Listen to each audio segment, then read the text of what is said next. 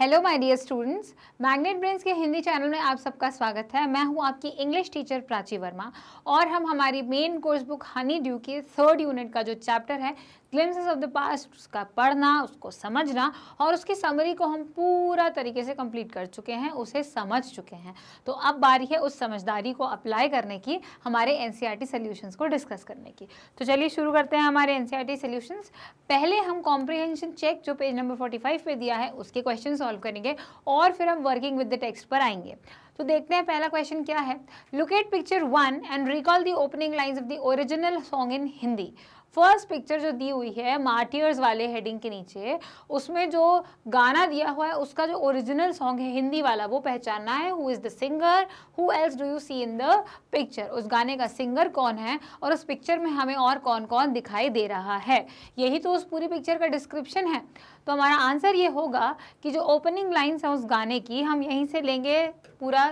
The opening lines of the original song in Hindi are, यही हमने, देखिए कितना आसान हो गया। क्वेश्चन में से ही सेंटेंस वो उठा के रख दिया और फिर उसके आगे आर के बाद अपना जो है हमने आंसर को डाल दिया, जो कि है ए मेरे वतन के लोगों।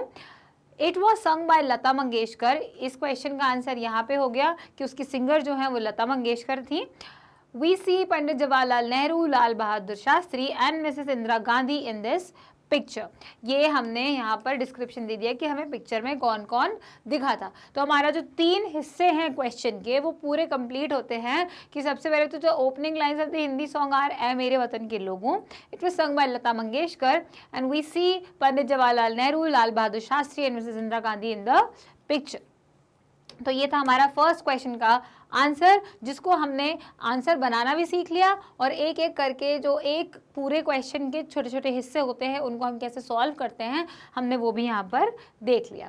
सेकंड क्वेश्चन है इन picture 2 what do you understand by the company superior weapons. सबसे पहले तो कंपनी कौन थी? ईस्ट इंडिया कंपनी थी। जो ब्रिटिश थे उन्हीं की जो पूरी ऑर्गेनाइजेशन थी जो काम कर रही थी उसे हम कंपनी कहेंगे। और कंपनी के सुपीरियर वेपन से क्या मतलब था ये हमें बताना है। तो पहले तो ये बताएंगे कि ईस्ट इंडिया कंपनी ने इंडिया को अपने सुपीरियर वेपन की मदद से जो था वो कॉन्कर किया था, हासिल किया था। हम ईस्ट इंडिया कंपनी ने इंडिया को किस वजह से? सुपीरियर वेपन मतलब उनके बहुत ही अच्छे लेवल के शस्त्र थे, है ना, बहुत ही नए तरीके के शस्त्र थे उनके पास, गन्स थी और डिप्लोमेसी थी। डिप्लोमेसी मतलब बातों को तोड़ मरोड़ के बताना इस प्रकार कि सामने वाला समझ भी ना पाए, मतलब उसको एक तरीके से हम बुद्धू बना दें और अपनी बातों में फंसा लें, उसको कहते हैं डिप्लोमेसी। वही जो चीज़ करी थी अंग्रेज़ों ने हमारे इंडिया के, हमारे भारत के राजाओं के साथ। The British had good quality weapons and abundant supply also. British के पास अच्छे वेपन्स, अच्छे शस्त्र थे और अबंडेंट सप्लाई भी था, मतलब काफ़ी ज़्यादा एक क्या बोलते हैं अनलिमिटेड तक पहुंच जाने वाला जो था वो सप्लाई था। वे चाहे वो गोलियां हो, चाहे वो बारूद हो या चाहे वो शस्त्र क्यों ना हो, उनके पास सप्लाई भी बहुत था। Along with the weapons, they had a foolproof plan to defeat and conquer India. और शस्त्रों के अलावा उनके पास एक पूरा ही प्लान था, एक पूरी तो योजना थी कि वो किस प्रकार इंडिया को हराएं या उसको हासिल करें। तो हमारा पूरा सेंटेंस कैसे कंप्लीट हुआ? पहले तो हम ये बताएंगे कि इंडिया पर उन्होंने हासिल या विजय कैसे प्राप्त करी? सुपीरियर वेपन्स की मदद से। अब सुपीरियर वेपन्स यहाँ पे क्या थे?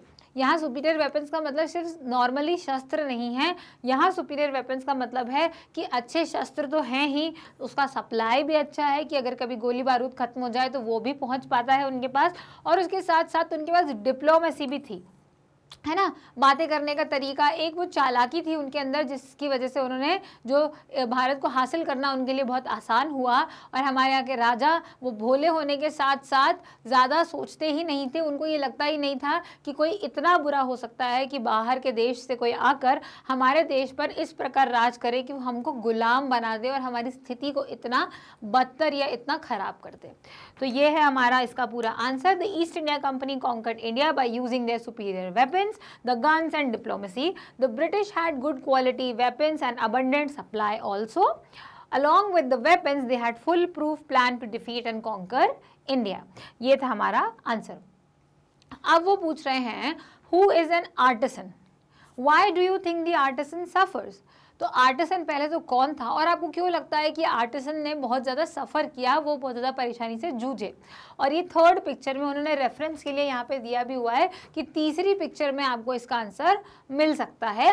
तो ये लिखा है कि एक आर्टिसन पहले तो एक क्राफ्ट्समैन होता है जो किसी ट्रेड में स्किल्ड होता है। ट्रेड मतलब किसी भी बिजनेस में वो स्किल्ड होता है।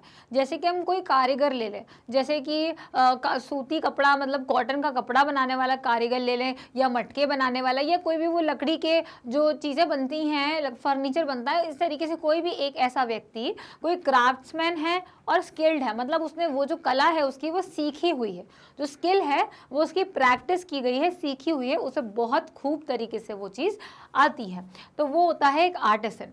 दे suffered because the goods that they produce lost demand in the Indian market. और वो सफ़र क्यों कर रहे थे, वो जूझ क्यों रहे थे, क्योंकि जो सामान वो बना रहे थे वो चीज़ इंडिया के मार्केट में कोई खरीद ही नहीं रहा था, क्योंकि उसके मुकाबले जो अंग्रेज़ों के द्वारा लाए गए प्रोडक्ट्स थे वो लोग ज़्यादा पसंद कर रहे थे, क्योंकि एक तो वो ज़्यादा क्वांटिटी में थे। जैसे आप कोई चीज़ एक दो ही देखो और आपको ज़्यादा लेने होंगे तो आप फिर उन्हें लोगे ही नहीं, लेकिन अब वो 12-15 रखी हुई हैं और आप उसमें से 5 उठा लोगे तो वो कस्टमर भी ले लेगा और दुकानदार भी दे देगा। तो पहली चीज़ तो कि उनकी जो डिमांड थी प्रोडक्ट्स की वो लॉस हो चुकी थी, और तो और ब्रिटिश ने जो है उनके प्रोडक्ट्स के ऊपर टैक्स भी लगाना शुरू कर दिया था, और थोड़ा बहुत टैक्स नहीं, काफ़ी ज़्यादा भारी मात्रा में टैक्स वो लगाने लगे थे। तो हमारा आंसर पूरा बन जाएगा। पहले हम आर्टिसन के बारे में बताएंगे और फिर बताएंगे कि वो क्या स्थिति थी जब वो इतना परेशानी से जूझ रहे थे। An artisan is a craftsman skilled in some trade. They suffered because the goods that they produced lost demand in the Indian market. The British increased the taxes on the products made by the Indian craftsmen. तो उनके द्वारा बनाए गए जो goods थे उनके ऊपर tax लग गया था, और उसके साथ साथ जो था डिमांड भी अब नहीं बची थी।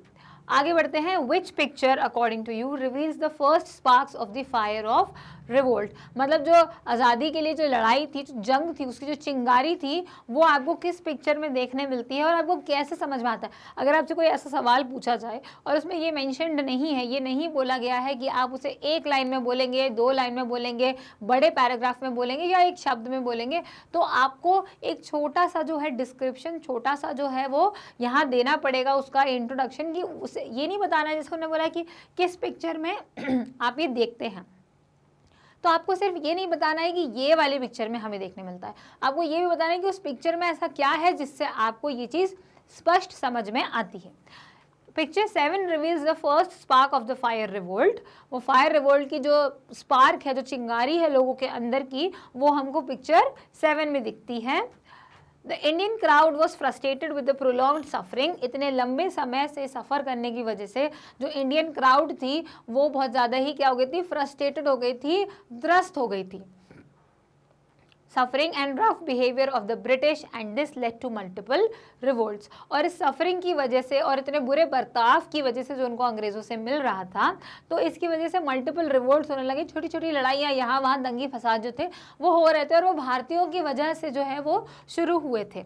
इन 1855 many rose to rebellion and massacred the British rulers and their supporters and some were executed also। तो 1855 में जो है वो रेबेलियन जो है, वो जो लड़ाई है, जो जंग है, वो शुरू हुई, और मारा पीटी, खून खराबा, ये सब कुछ होने लग गया था, और उन्होंने यूरोपियंस के साथ साथ उनके सपोर्टर्स को भी जो है मार गिराया। और इस वजह से जो इंग्लिश लोग थे, जो ब्रिटिश थे, उन्होंने कुछ लोगों को बहुत कड़ी सज़ा भी दी। तो हम समझ गए कि हमें पिक्चर 7 में सिर्फ इतना नहीं बताना है कि पिक्चर 7 जो है वो हमारे इस क्वेश्चन का आंसर है कि हमको स्पार्क जो है वो पिक्चर 7 में नज़र आती है, लेकिन एक छोटा सा जो है हमें विवरण देना है कि उस पिक्चर 7 में ऐसा क्या था जिस वजह से हमको ऐसा लगा। अब आते हैं हम वर्किंग विद द टेक्स्ट पर, जो कि पेज नंबर 45 पर ही दिए हुए हैं। तो हमारा वर्किंग विद द टेक्स्ट का फर्स्ट क्वेश्चन है, do you think the Indian princes were short sighted in their approach to the events of 1757? बिल्कुल जी, बिल्कुल हाँ, ये बिल्कुल सही चीज़ है कि इंडियन प्रिंसेस जो थे वो शॉर्ट साइटेड थे। और आपको अगर ऐसा लगता है तो आपको ये बताना है कि क्यों लगता है कि 1757 के जो इवेंट्स थे, मतलब सबसे शुरुआती जो इवेंट्स थे, उस टाइम पे ऐसा क्या हुआ था जिससे आपको इस चीज़ का सबूत मिलता है। तो सबसे पहले तो कि हाँ वो शॉर्ट साइटेड से, आप सबसे पहले हाँ का जवाब देंगे कि क्या आपको ऐसा लगता है। हाँ, ऐसा लगता है। The Indian kings did not think about the future consequences they might suffer. उन्होंने ये नहीं सोचा कि वो फ्यूचर में, भविष्य में क्या इसका जो उसका जो निकलेगा, निष्कर्ष निकलेगा, वो हम सफ़र करेंगे, वो उससे हम जूझ सकते हैं इसके परिणाम से। तो इस बारे में उनने सबसे पहली चीज़ तो नहीं सोची। They fought against each other with the help of British, thus the British became the virtual rulers. Virtual मतलब फेक कहते हैं वर्चुअल को, तो हम वैसे तो फेक कहते हैं, पर यहाँ पे वर्चुअल का मतलब सिर्फ फेक नहीं होगा। यहाँ वर्चुअल का मतलब ये भी होगा कि एक राजा है आगे और उसके पीछे जो है वो एक ब्रिटिश खड़ा हुआ है, तो राजा एक तरीके से जो है कठपुतली बन गया है ब्रिटिश का, है ना। जैसा वो कहते हैं वो राजा वैसा करता है। तो वर्चुअल है मतलब वो पीछे से उसको ऑर्डर दे रहा है कि उसको करना क्या है, तो ये चीज़ हो जाती है। तो वो आपस में लड़ाई करने लगे थे जो राजा, और उनको ऐसा लग रहा था कि ब्रिटिश हमारे दोस्त बन गए, लेकिन ब्रिटिश उनके दोस्त नहीं थे। वो दरअसल दो राजाओं में ज़्यादा लड़ाई करवा के क्या होता था कि जैसे एक राजा है जिसको ज़रूरत है मदद की, तो ब्रिटिश उनके पास गए, उनकी मदद करी किसी दूसरे राजा को हराने में। तो जो ये राजा जिसकी मदद करी वो तो खुश हो गया कि इनने मेरी बिना कुछ लिए मदद कर दी है, तो अब ये मेरे दोस्त हो गए हैं, अब ये मुझसे जैसा बोलेंगे मैं वैसा इनके लिए करूँगा, बेस्ट फ्रेंड्स हो गए हैं वो। उसके बाद में वो जिस राजा को हराया उसका राज्य तो इनके अंडर आ गया। मतलब एक बार में ब्रिटिश ने दो राज्यों पे कब्जा कर लिया कि जिसको हराया वो तो ले ही लिया अंडर, और जिसके साथ हो वो एक वहाँ पे वर्चुअल रूलर का रोल इन्हें प्ले कर दिया। तो इस प्रकार इन्हें धीरे धीरे करके पूरे जो भारत है, पूरे भारतवर्ष पर इन्होंने कब्जा जो है हासिल कर लिया। तो क्या हुआ यहाँ पे, सबसे पहले हम बताएंगे कि हाँ, इंडियन प्रिंसेस जो थे वो शॉर्ट साइटेड थे अपनी अप्रोच में। वो भविष्य के परिणामों के बारे में नहीं सोचते थे जो उनको भुगतना पड़ सकते हैं या उनकी वजह से दूसरों को भुगतना पड़ सकते हैं, और वो आपस में लड़ रहे थे ब्रिटिश की मदद से, और ब्रिटिश इस प्रकार जो है वर्चुअल रूलर्स पीछे से बनते गए। अगला क्वेश्चन है, how did the East India company subdue the Indian princess. Indian princes को इन्होंने अपनी जगह से कैसे हटाया, अपने राजगद्दी से कैसे हटाया या उनको कैसे प्रभावित किया, ये चीज़ हमें बतानी है कि किस प्रकार उन्होंने ये करने में वो कामयाब हुए। The East India Company spread their wings in India to promote their trade. Spread their wings का मतलब ये नहीं है कि वो पंख खोलकर आए थे। Spread their wings का मतलब है कि वो आए, मतलब वो उड़कर वहाँ से यहाँ तक आए थे, उड़कर नहीं आए थे, जिस भी माध्यम से आए थे। लेकिन ऐसा कह रहे हैं हम यहाँ पर, ये जो फ्रेज़ है इसका मतलब पंख खोलना नहीं है, इसका मतलब ये है कि वो यहाँ पर जब आए थे, जब वो यहाँ पधारे थे, तो वो अपना ट्रेड प्रमोट करने के लिए आए थे, वो अपना मार्केट लेकर आए थे कि हम अपना सामान किसी दूसरे देश में जाके बेचेंगे तो हमें शायद से ज़्यादा मुनाफा होगा। तो वो इस वजह से आए थे। उन्होंने एक इंडियन प्रिंस को जो है दूसरे राइवल किंग को, दुश्मन राजा को जो है ख़त्म करने में या हराने में मदद करी, और वो लोग दोस्त बन गए as a result of dependency. और इसी तरीके से निर्भर होने की वजह से, क्योंकि जो इंग्लिश थे वो जो है टेक्नोलॉजी में, मशीनरी में, तकनीक में, मशीन में, इन सब चीज़ों में, फैक्ट्री, प्रोडक्शन, बिजनेस, इन सब चीज़ों में जो है ना वो काफ़ी ऊंचे पद पर पहुंच चुके थे भारत के मुकाबले। भारत जो है अभी भी जो है नीचे तबके पर काम कर रहा था, बहुत ही बेसिक लेवल का काम कर रहा था, हाथ से सामान बनाने का काम कर रहा था। लेकिन ब्रिटिश जो था, जो इंग्लैंड के लोग थे, उन लोगों ने काफ़ी जो है वो विकास वहाँ पर कर लिया था, जिस वजह से उनके पास समझदारी, चालाकी और उसके साथ साथ व्यापार को बेहतर बनाने के तौर तरीके ज़्यादा अच्छे से उनको आते थे। तो उन्होंने क्या किया, जब उन्होंने मदद करी एक राजा को किसी दुश्मन राजा को मारने में, वो लोग दोस्त बन गए, और फिर उसके बाद में जो राजा थे वो धीरे धीरे जो थे अंग्रेज पर निर्भर होने लग गए, उनके ऊपर वो डिपेंड हो गए। As a dependency power passed on to their hands. अब जैसे कभी मंत्री, सेनापति या कोई सहायक बनाना है कोर्ट में उनको, अपने उसमें राज में, तो वो क्या करेंगे, उनको अपने दोस्त पर भरोसा है जो अंग्रेज़ है, तो उन्होंने क्या किया, यहाँ पर उनको वो रिस्पॉन्सिबिलिटी दे दी, और वो धीरे धीरे वो रिस्पॉन्सिबिलिटी जो है वो वहाँ तक आ गई, वो जिम्मेदारी एक ऐसी जगह आ गई कि उस राज्य को चलाने वाला वो खुद अंग्रेज़ ही हो गया। तो उनके हाथ में जो है वो पावर पास ऑन हो गई इस प्रकार। Then slowly they started changing the pattern of Indian market and government in their way. और धीरे धीरे जैसे उनके हाथ, उनका जो कब्जा था वो उस पर पूरा पक्का होने लग गया, तो उन्होंने मार्केट, इंडियन मार्केट और इंडियन गवर्नमेंट का जो तौर तरीका था वो उन्होंने अपने अनुसार उसको बदल दिया। तो कैसे किया ईस्ट इंडिया कंपनी ने इंडियन प्रिंसेस को subdue? East India Company spread their wings in India to promote their trade, वो यहाँ व्यापार करने आए थे। They supported one Indian prince to finish the other rival king, दुश्मन राजा को खत्म करके एक राजा की मदद करी और उसके दोस्त बन गए, and became friends. As a result of dependency, power passed down to their hands. Then slowly they started changing the pattern of Indian markets and government in their way. तो ये बहुत ही आसानी से समझ में आ गया कि उनका तरीका क्या था, उनका जो पूरा प्लान था, उनकी जो योजना थी वो किस प्रकार चल रही थी और वो किस प्रकार उसके मदद से कामयाब हो रहे थे। Quote the words used by Ram Mohan Roy to say that every religion teaches the same principle. अब जब हमसे ये सवाल पूछा गया है कि राजा राम मोहन रॉय ने ऐसी कौन सी बात कही थी, उसको कोट करें, तो यहाँ कोट का मतलब ये हो जाता है कि आपको वैसा का वैसा उसे लिखना है, बिना कोई बदलाव किए जैसा उन्होंने कहा था। उसका मतलब होता है कोट। जब हम इनका इस्तेमाल करते हैं तो हम इसके अंदर, इन कोटेशन मार्क्स के अंदर, इन्वर्टेड कॉमास के अंदर हम जो इस्तेमाल करते हैं उसको हम एक जगह से उठा के वैसा का वैसा यहाँ रख देते हैं, कोई बदल नहीं करते हैं, कोई बदलाव नहीं करते हैं, कोई फेरबदल नहीं करते हैं। अब the words of Raja Ram Mohan Roy spoken to his wife उमावर, हम ये भी बताएंगे कि उन्होंने सिर्फ यूं ही नहीं कहा था इन शब्दों को, इन वाक्यों को, उन्होंने अपनी पत्नी उमा को ये चीज़ बताने के लिए कहा था। वो कहते हैं cows are of different colours but the colour of their milk is the same, different teachers have different opinions but the essence of every religion is the same. मतलब गाय जो है अलग अलग रंग की हो सकती हैं, काली हो सकती है, सफ़ेद हो सकती है, भूरी हो सकती है, लेकिन जो वो दूध हमें देती हैं उसका रंग एक ही होता है, सफ़ेद ही होता है। अलग अलग शिक्षक जो है वो अलग अलग राय दे सकते हैं, अलग अलग उनके पढ़ाने का तरीका हो सकता है, लेकिन जो धर्म है वो सबका धर्म एक ही जो है हमको सच्चाई बताता है, एक ही चीज़ का पाठ पढ़ाता है। तो वो ये बताना चाह रहे थे कि हम अलग नहीं हैं, हमें आपस में भेदभाव नहीं करना चाहिए, हम सब भारतीय हैं और हम सब एक हैं। वो यहाँ पर अपनी पत्नी को ये जो है बात सिखाना चाह रहे थे। In what ways did the British officers exploit Indians? अब ब्रिटिश ऑफिसर जो थे, अंग्रेज जो ऑफिसर थे, उन्होंने किस प्रकार इंडिया को एक्सप्लॉइट किया। तो यहाँ पे इंडियंस को एक्सप्लॉइट किया मतलब भारत में रहने वाले जो लोग थे, जो भारतीय जनता थी, उसको इनने किस प्रकार उनका जीवन जो है बर्बाद किया, मुश्किल कर दिया जीना। वो कैसे हुआ? The British rulers passed a resolution under which an Indian could be sent to jail without trial in a court. तो बात सिर्फ व्यापार तक सीमित नहीं थी, या बात सिर्फ टैक्स या कर तक सीमित नहीं थी। बात ये थी कि अगर वो उनको कुछ नहीं करने दे रहे हैं, जैसे वो नहीं चाहते कि भारतीय जो है वो अपना खुद का व्यापार चलाएं, या वो ये नहीं चाहते कि वो अपनी ज़मीन पे कुछ अनाज उगाएं, वो बस ये चाहते कि ज़मीन हमारे नाम हो जाए, तो वहाँ तक भी बात उतनी नहीं बिगड़ती। लेकिन उनका कुछ भी गलत कर देना, कोर्ट में पेशी बिना होए उनको जेल में डाल देना, एक बहुत बड़ी बात हो जाती है।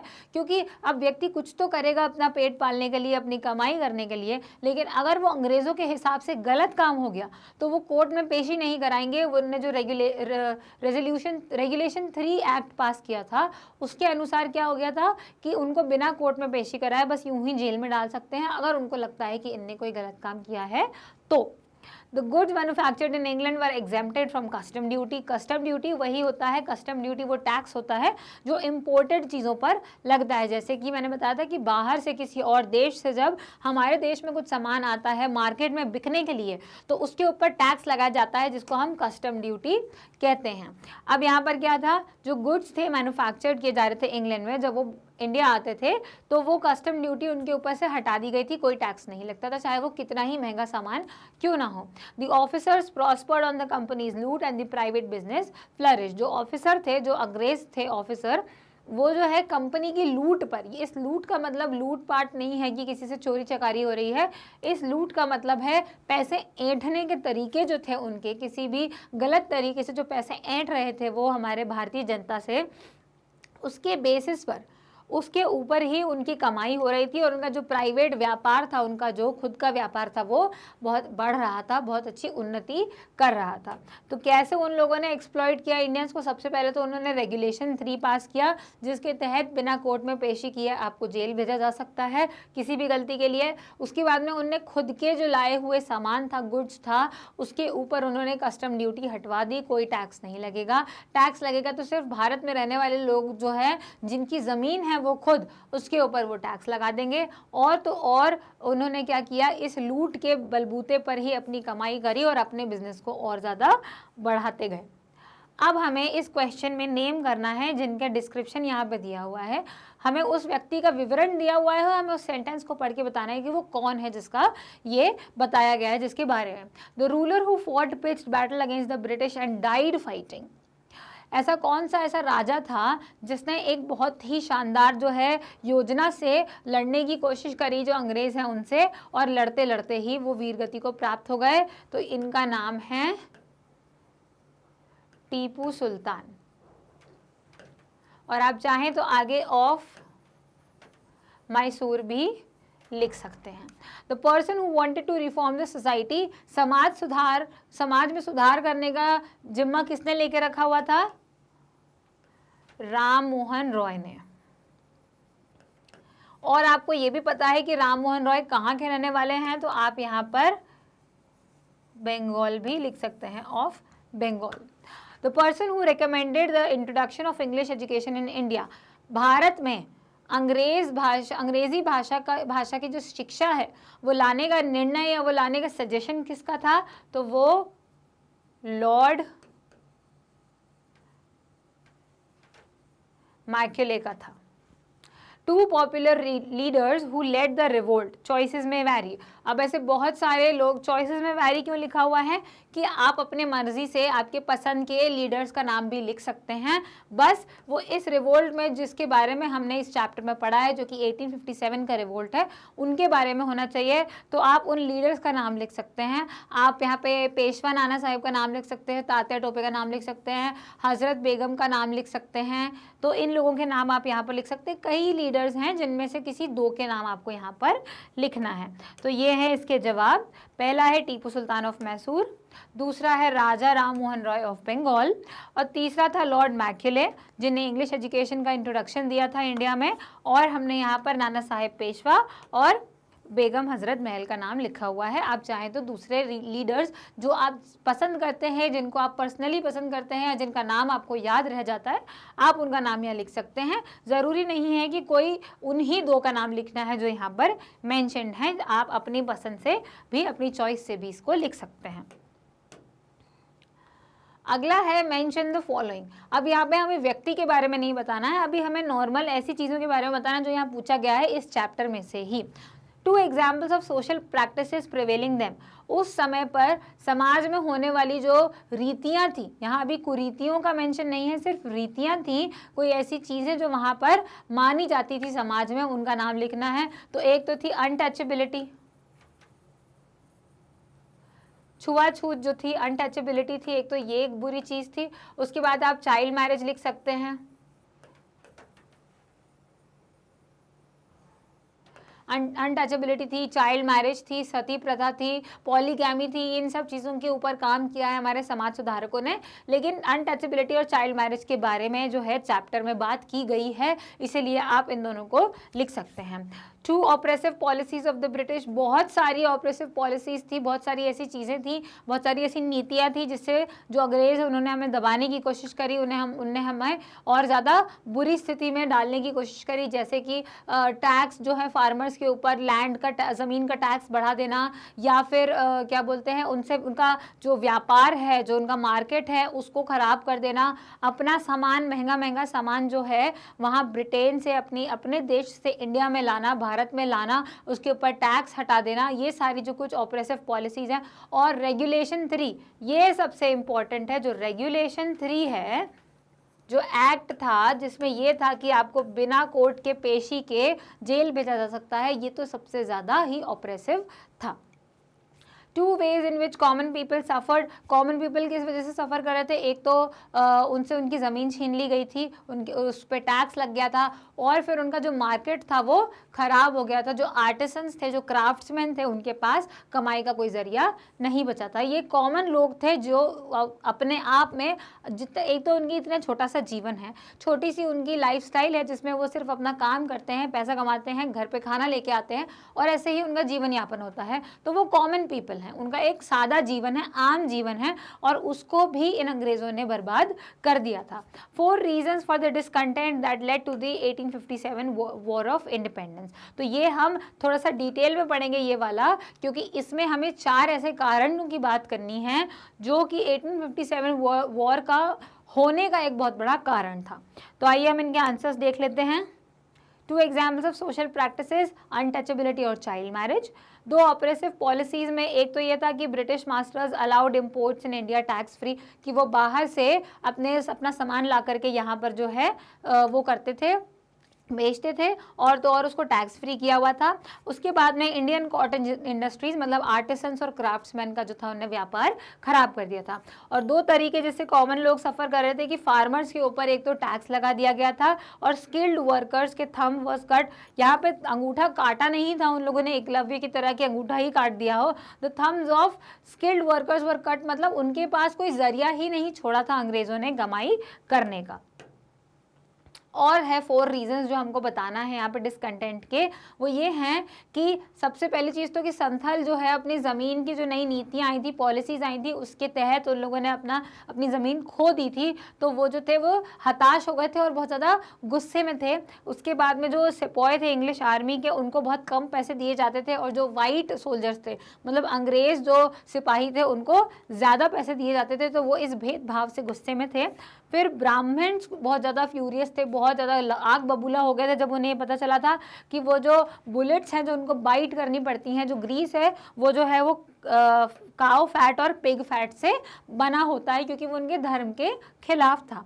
और बहुत सारे ऐसे लैंडलॉर्ड थे जो लोग बहुत ज़्यादा गुस्से में थे, क्योंकि ब्रिटिश पॉलिसीज की वजह से उनकी ज़मीन चली गई थी, उनकी जितनी प्रॉपर्टी थी वो सब कुछ चली गई थी, क्योंकि वो कर्ज में डूब गए थे। और वो कर्ज जो कि उन पर कभी लगना ही नहीं चाहिए था, उस कर्ज को अदा करने के लिए, चुकाने के लिए उन लोगों ने क्या किया था, उसके ऊपर अपनी ज़मीन बेच दी थी, अपनी प्रॉपर्टी उन लोगों ने बेच दी थी। तो ये वो 4 कारण थे जिस वजह से लोगों के अंदर इतना जुनून और गुस्सा भर गया कि हमें यहाँ पर अब इनको हमारे देश से बाहर निकालना ही पड़ेगा। ये बात उनके मन में आ गई थी।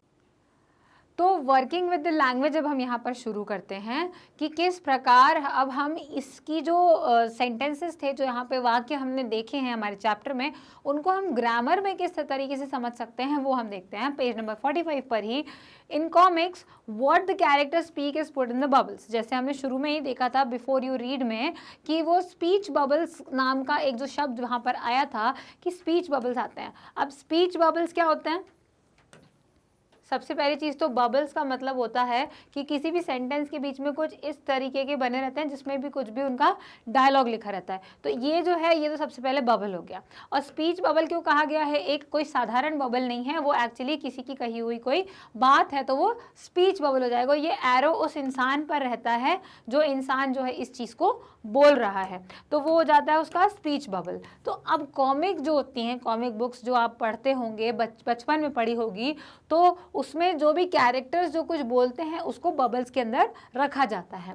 दिस इज डायरेक्ट नरेशन, वो होता है डायरेक्ट नरेशन। डायरेक्ट मतलब कि एक ऐसा बबल बना दिया है और वो जो भी इंसान बोल रहा है वो कैरेक्टर, वो डायरेक्टली बताया गया है कि वो क्या बोल रहा है। जैसे कि अगर ये बोल रहा है कि मेरा नाम जो भी है, मेरा नाम राहुल है, अगर वो बोल रहा है तो वो डायरेक्टली बोल रहा है कि मेरा नाम राहुल है। हम वो चीज़ सीधी सीधी वहाँ पे बता रहे हैं, उसको हम कहते हैं डायरेक्ट नरेशन। इसको मैंने सर्कल इसलिए किया है एनसर्कल इसलिए किया है क्योंकि ये इंपॉर्टेंट है। इन शब्दों को याद करना ज़रूरी है कि उसको हम क्या कहते हैं, डायरेक्ट नरेशन कहते हैं। When we report what the character speak we use the method of indirect narration.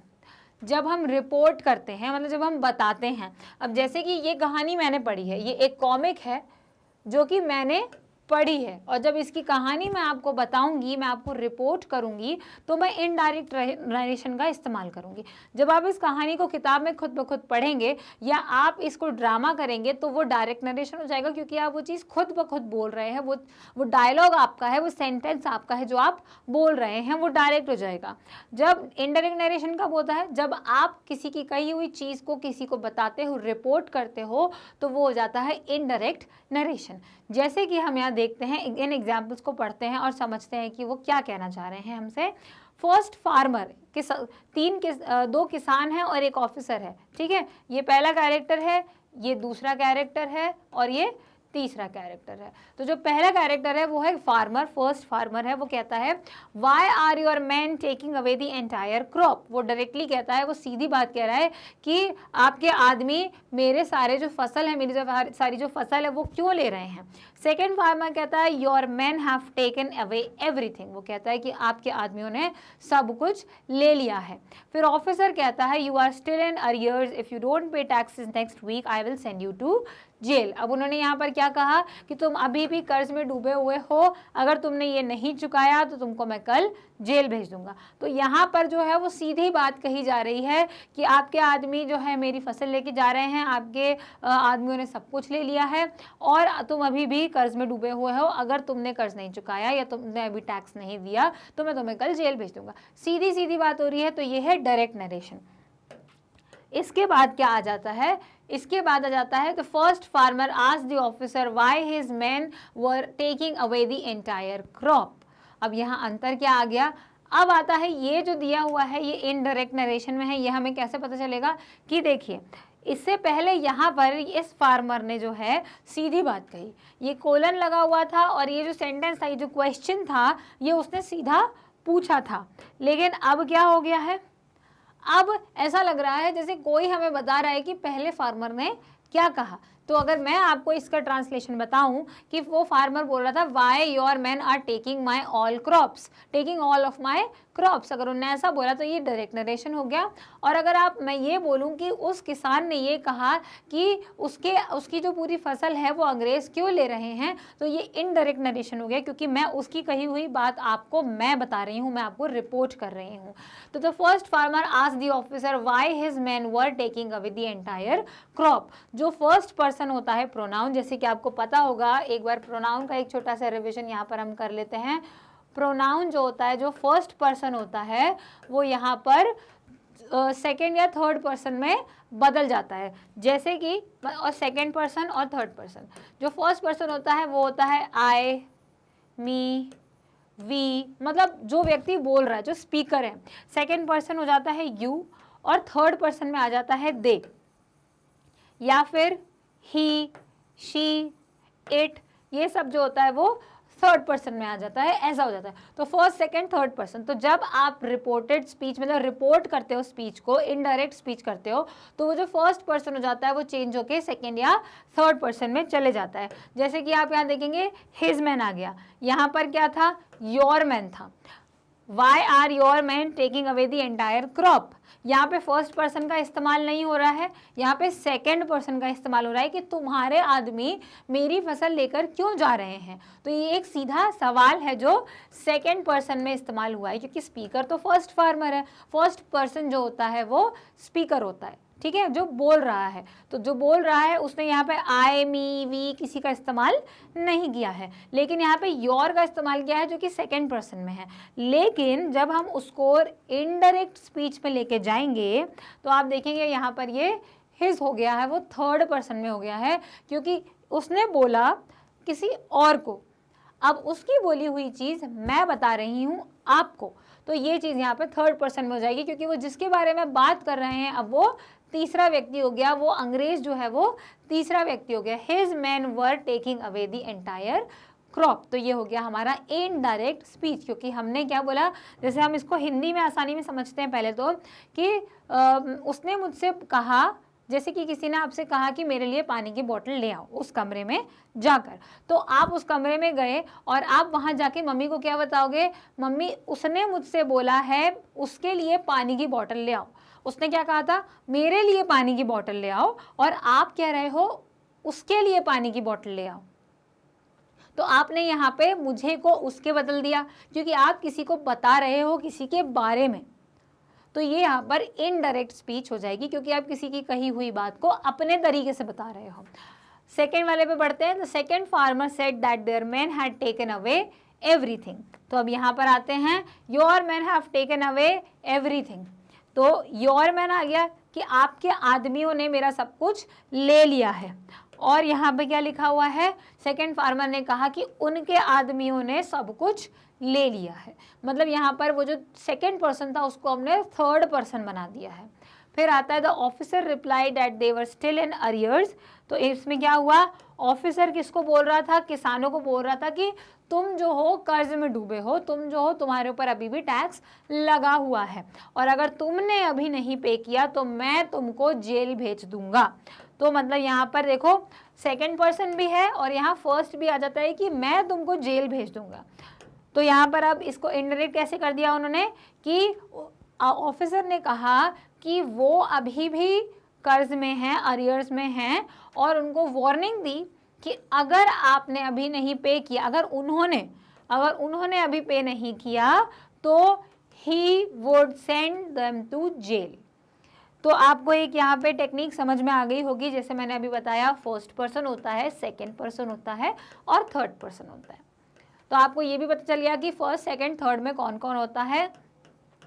I, me, we ये फर्स्ट पर्सन होते हैं, यू सेकंड पर्सन होता है और ही, शी, इट और दे थर्ड पर्सन होता है। तो जब आप डायरेक्ट से इनडायरेक्ट स्पीच में आएंगे तो आप फर्स्ट अगर होगा तो सेकंड पर्सन में कर देंगे और अगर सेकंड होगा तो थर्ड पर्सन में कर देंगे। मतलब अगर होगा कि I will send you to jail, he said I will send you to jail, आप बोलोगे he said he will send him to the jail.